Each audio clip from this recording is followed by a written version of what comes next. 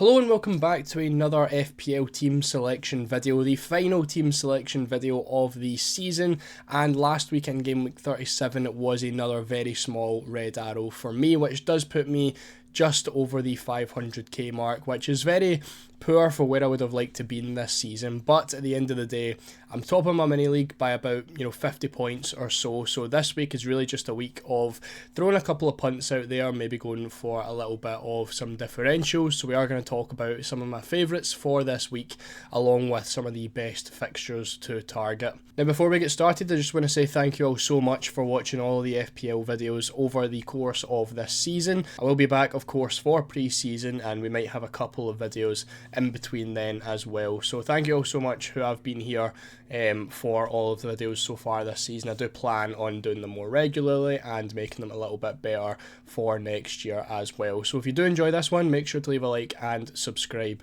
as well, and let's jump into it. So looking at our team for last week, we ended up with 47 points, and no big hitters in there. You can see we didn't have a single double-digit pointer from anyone really, but we do have a lot of small returns. A lot of players with one return, and Sar on 5 and Buemo on 5. O'Brien on 7 was pretty decent with his clean sheet.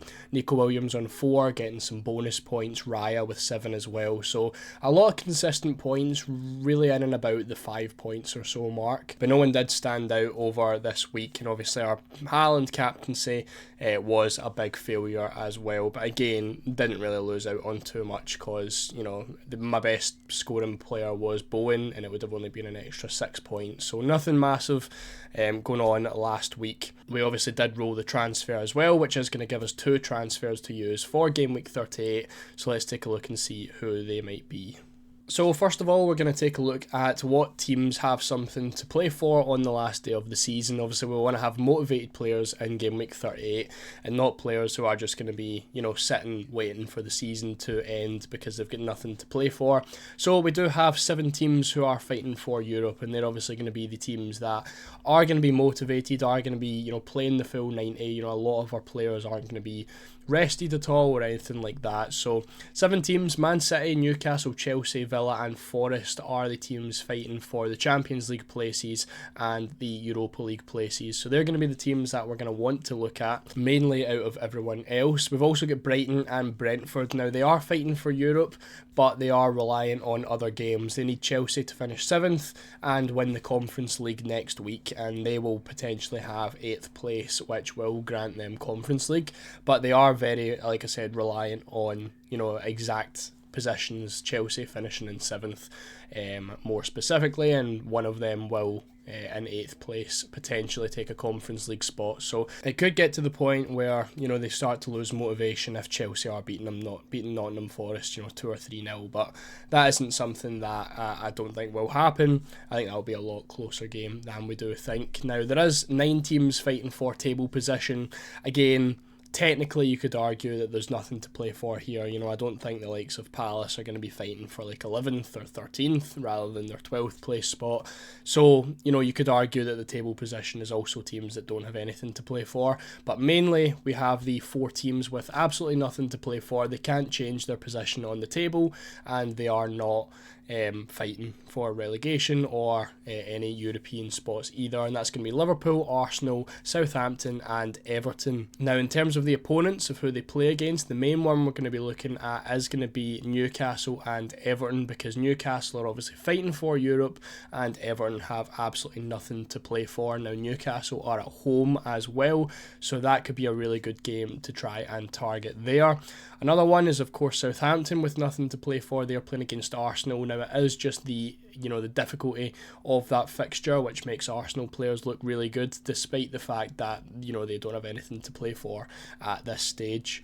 Now we can take a further look into the better fixtures for this week, and there's only 4 green fixtures on the fixture difficulty rating scale, and as Arsenal, Bournemouth, Ipswich and West Ham, and of course Ipswich and West Ham are playing against each other. So not really a game that I would be looking too much into. Again, Jared Bowen is looking like a fantastic option for that match. Other than that, there probably isn't really any options that I would be looking to pick. Outside of that, you've got Arsenal and Bournemouth. Arsenal playing against Southampton away from home, and Bournemouth playing against Leicester at home as well. Those are two of the teams that I definitely would be looking to load up on as much as possible. There's a lot of good Arsenal players. David Raya as well as joint with Sells for the Golden Glove at the minute as well, so if they can keep a clean sheet, Raya will take home the Golden Glove, so Arsenal defenders could be a really good option there.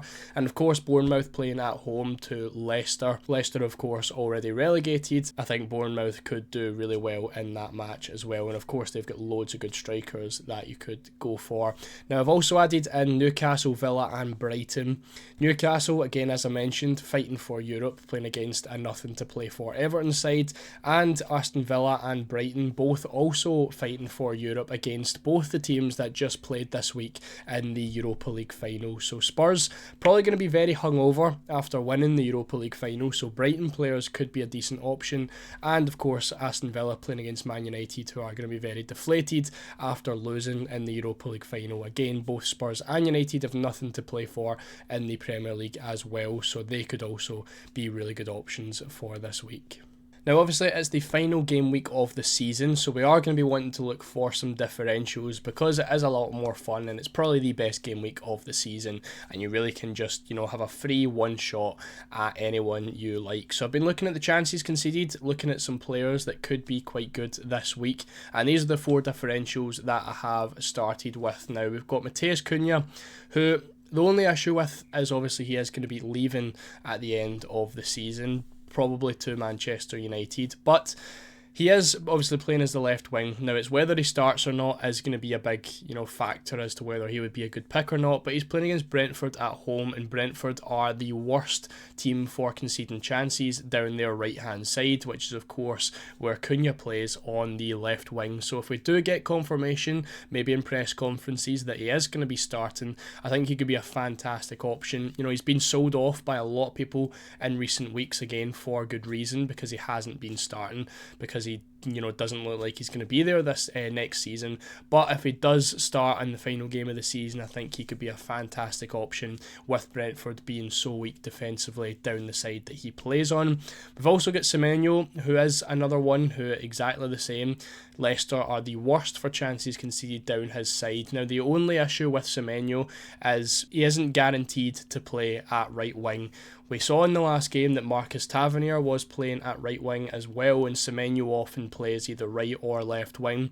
So for me, it's just whoever is going to be playing right wing for Bournemouth that I would be looking to target for that match. So hopefully, you know, I think Semenyo is just a better pick than Tavernier, but hopefully it is going to be Semenyo that does play on the right wing. If it is Tavernier, I think he's the one that is going to do it very well. As you can see, Leicester aren't really that bad on, you know, conceding chances to the opponent's left winger. They're only 5th worst in the Premier League, so, you know, comparing that with the other ones, 2nd down the middle and 1st down the right, you probably are going to be wanting the right wing or the striker. So Evan Nelson could be a good option, and whoever plays right wing for Bournemouth, and hopefully it would be Antoine Semenyo, who I'm definitely considering for this week.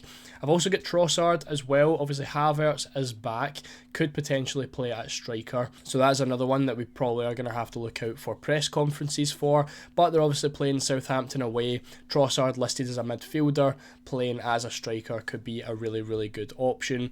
And of course Southampton are top for chances conceded centrally, with over 300 chances conceded this season down the middle. So he could be a really good one, and a very differential captain as well if you wanted to go that route. Personally, I think there is better options, but it's always an option that you can go for if you are chasing the mini league. And then finally, we've got Danny Welbeck, who is playing at striker. Now, I would have preferred someone like a João Pedro, but he hasn't been starting recently, and it doesn't look as though he is going to be starting at the weekend. I believe there was some internal issues with that, and he's just going to be waiting until next season to play again. Now, playing against Spurs again, as I mentioned, the hungover Spurs, who aren't really good defensively. They are 6th worst for chances conceded centrally, which isn't the worst in the world, but again, not really too great. And of course, Brighton are fighting for Europe, and Danny Welbeck is going to be on the penalties with João Pedro out. So I do think he is going to be a pretty decent option, and all 4 of these guys could make fantastic picks for game week 38. So myself personally, these are the two transfers that I'm looking to be making. Definitely going to be bringing in Semenyo or Tavernier if, whatever happens and we do somehow get confirmation at who's going to be starting in right wing. If we don't, it is probably just going to be Semenyo because he has the better pick than Tavernier. Sarr is going to be coming out, and then my other transfer right now is going to be Munoz coming out for Kiwior and doubling up on the Arsenal defence, hoping they can keep a clean sheet so that David Raya picks up that Golden Glove award. Now, the other option that I am very tempted with is Kerkez and just double up on Bournemouth. I already have Evan Nilsson, so that will be the triple in total. So I'm between Kiwior and Kerkez. I'm waiting to see who I really want with that. That will probably be a last minute decision, but right now I'm on Kiwior for that double up on the Arsenal defence. And this is how the team is looking for this week. So a very strong team for game week 38. No hits needing to be taken. I think every year I've played FPL, I have always taken a hit in game week 38 just for a little bit of fun. But this year I'm very happy with the way my team is looking. The only thing that I may have to reconsider is Jacob Murphy. Obviously he was playing as a right wing back in Newcastle's last match with Kieran Trippier out, so I'm going to have to wait and see what happens with team news there.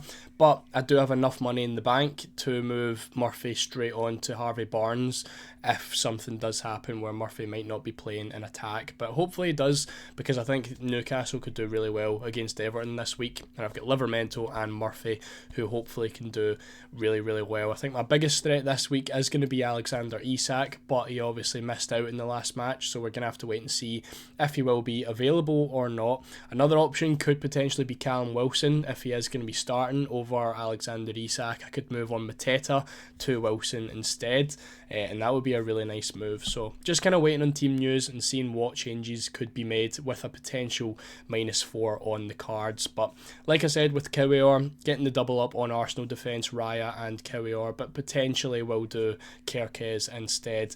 Obviously, if I do need to move to Barnes, I'm just going to stick with Kiwior because I won't have enough money to get Barnes and Kerkez in.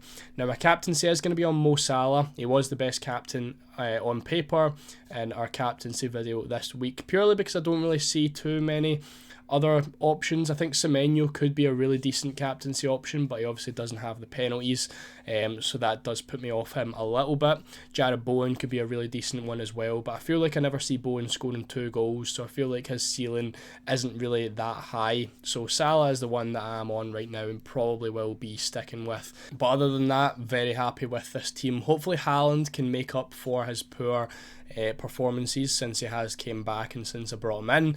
Not going to be captaining him this week though. Obviously a pretty difficult fixture against Fulham away, so we'll wait and see what happens, and hopefully he can at least pick up a goal this week and make up for his blanks in game week 37 and game week 36. But that's how it's going to look for this week. If you did enjoy, make sure to leave a like. Once again, thank you all so much for watching over the course of the season. As I said, I will be back for pre-season and potentially Club World Cup Fantasy. I haven't decided on whether I'm going to be playing that or not. Make sure to follow me over on Twitter and you'll know if there will be videos on that or not. But if not, I'll see you all next season. Thank you all so much for watching, and I'll see you all in the next one.